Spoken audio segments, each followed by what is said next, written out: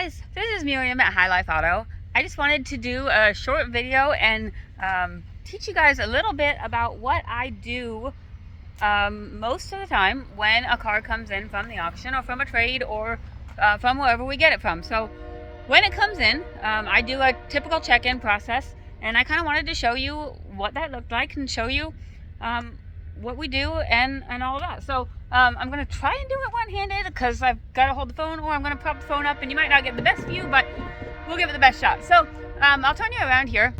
This one here, this is an 02 Suburban, and we've actually had this one for a while. So this one's a little bit different because I know that it has a bad transmission, but we've had it for a while, and I haven't checked anything on it. So most of the time they come in from the auction pretty fresh like this.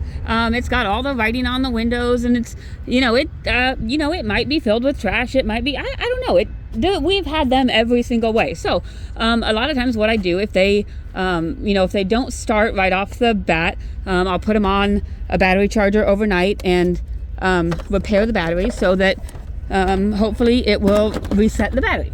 If that does not work, then we look at replacing the battery. So that's what I did last night. So I've got the battery done, and we'll check and see if that works when I get it started. But before I start it, I want to check all my fluids and that. And so part of the reason I check the fluids is, one, I want to check and make sure that they are good fluids, and two, I also top them off, because then when you get here and you look at the car, if the fluids are not at the right level, then we know that, hey, they were topped off. What happened to them? And so there's kind of a multi-step thing there, a reason of why I do the things I do. So we're gonna start, and we're gonna kind of look at things, and I just kind of look at the motor, and I look at, okay, so does anything look off? Like, is there anything that just looks broken or wrong? And on this one it looks all right. I mean, it looks like an 02 motor. It's dirty and whatever, but it is what it is. Okay, so here's your brake fluid, and you can see right here the fluid's full. Here's your max line, and so that's fine. So I'll leave that the way it is. And sometimes they're really dusty, and they've been on gravel roads and stuff, and sometimes if it's nicer weather, I will power wash them. It just kind of depends on the weather. Down here you can see, this is your, you probably can't see it, but this is your power steering fluid. So I will get under there and I will check that, and you get on here and you can see right here, sorry, get that on camera. So that is full, so we're good there. All right, so, and I check, and some cars don't have power steering fluid. Some of the newer cars, they'll have an electronic power steering rack, and so they don't have power steering fluid, so you won't always find that reservoir. This is your windshield washer fluid, this symbol right here, and I'm going to be honest, I don't always have windshield washer fluid in stock, but when I do, I fill it up to the top. And this one, it's kind of hard to see, but let's see. So down there is the thing. I can't really see where the line is, but I also can't see in there. So I need some windshield washer fluid. Honestly, I don't think I have any right now, so I've got to get some ordered. But usually when you come, that should be up to the top, unless, I've used it just driving it or something like that. So it should be fairly visible if you pop that cap open. Again, that's not one of those things that's really, when you're checking fluids and stuff, which you should always do when you test drive a car. Before you test drive a car, you should check the fluids. You should see what they look like, and you should also check it when you own a car. At a gas station, you should check your oil, and you should check that stuff just to keep up and make sure you know what your car is doing. But before you test drive a car, you should always check the oil and just make sure everything looks the way that it should look. And if you have any questions about what it should look like, you can always ask someone maybe who knows a little bit more. So here is your transmission fluid. Usually we check that when the car is warm and up to temperature. We will do that after we get started. Here is the engine oil cap. So if we add oil, we'll add 5W30 on there, and I just check under here. And so there's kind of sometimes if I can get it open, sometimes I have to get someone smarter than me, because this one's got a tube on top of a cap thing, and so sometimes it's harder because it twists the tube as well, and the whole tube wants to come off. So I will try and get that open. And this here is your coolant reservoir. This is where your antifreeze goes. And sometimes these are really cloudy and really hard to see, but this one seems like it's okay. I think that's the coolant level right there. So we gotta look. So right here is your full mark down here. You just gotta look and see where your minimum max mark line is, and that should be the fluid. And I kind of shake it and make sure that is the fluid level. Oh no, actually the fluid level is right down there. And so I just kind of shake it and check, make sure the fluid level, but the fluid level is full. And if for some reason you can't see, you can always open this cap, but never open this cap if you've had the vehicle running. I mean, they say never open it hot. So I mean, if you just started the vehicle like for 3 seconds, I suppose you could open it, but just, you know, don't be stupid. Don't open it when it's hot, because this builds pressure and it will go boom. So you can see right in there, I don't know if you probably can't see it super well, but you just look in there and make sure it looks like a clear color. It should be, you know, orange or green or yellow or something like that. It should not be gunky or oily or anything like that, but you should be able to see it in there, and it should be a clearish color. So there's that. And then we've got our oil here, and I forgot to bring out a paper towel, but we're gonna do our best here. Usually when you pull this out, and this one's been sitting for a while, so it should be okay. Usually when you pull this out, you clean off the stick.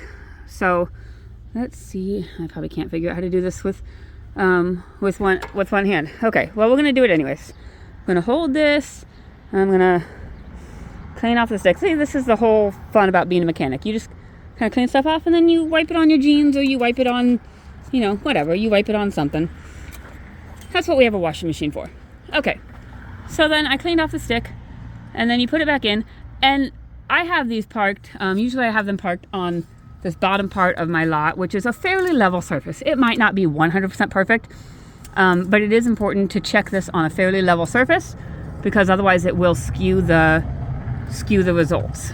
So then we get this checked, and you look on here, and you see all those dots right there, and so it'll show you. See, it's kind of hard to hold this. So there's lines on here, those hashtags, hash marks, sorry, not hashtags, and there's all these dots which show, like, I believe they're quarts, and then right here is your max. And so as long as you're in the hash marks, you're safe, you know. But if you were down a little bit, you might be a quart low or 2 quarts low, something like that. But then you just want to check your oil. Obviously golden and see-through is your best, because that's fairly new. You don't want chunky or sludgy, and the darker it is, the older it is. That just means it's been run through the motor longer. This one is dark, but it doesn't look bad at all. So it just looks like it's older oil. So, and I don't know if I have an oil change sticker in here. I will check. But so it looks fine. So it looks like all of our fluids are actually at a good level, which, you know, sometimes they come in and they are. Sometimes they come in and my levels are low and I have to fill things up. The only thing I really need to fill up right now is my windshield washer fluid. But then I'll just kind of look. I'll look at, you know, look at my belt. My belt looks like it's in pretty decent condition. There's no huge weather cracks or anything like that. I will check my transmission fluid once I get the car running. So I gotta go in and get keys. So I'm gonna pause this real quick, and we'll go in and get keys, and then we will be right back. All right, got the keys. And because I had this on a battery charger last night, ideally we'll get in and it should fire right up. Sometimes it does not, and then we deal with the next thing. But sounds good, fired it right up. So we'll do that, and we'll let the car warm up so we can check that transmission fluid. And in the meantime, I will show you what my next step is. So then my next step is I clear off the auction writing. So you don't want to be driving down the road with all this junk on your windshield. So I clear this off and I get rid of all this crap for you. I do leave the miles on here. So this is what the miles are right here. So if you're driving by my lot and you're like, hey, what's that car? Then you can look on my windshield, and for most of them, you'll see this is the year and these are the miles. I leave those two things on here. So even if you don't have any other information, you can look at my car and see those two things. So And then I usually get rid of this. This is just who the seller was. Sometimes people like to know that at the auction. They want to know who they're buying from. Sometimes they don't care. But, you know, I just get rid of it because most people don't want it on the window. Okay. So there's that. And then, oh, I've got the side thing. I forgot this too. And this is just basic auction junk. And then after this, I will do a video test drive, and I will do pictures, and I'll do that, which then I'll post to my website. And then another thing that I do is I will air up all the tires on trucks and SUVs and stuff. I air them up to 45 psi, and then on cars I air them up to 40 psi. And again, part of the reason I do that, I'm going to go get my air compressor. But part of the reason I do that is because then as we're doing that, when my tires go low, then we can take an honest evaluation and we can decide, all right, well, did the tires go low because it's been sitting, or did the tires go low because it's got a leak, or why did the tires go low? And so that's part of the reason I do that. So when you come, if the tires are low, then we can ask the question, all right, what happened? So I'm gonna grab my little handy dandy air compressor. And I gotta find my batteries. I'll be right back.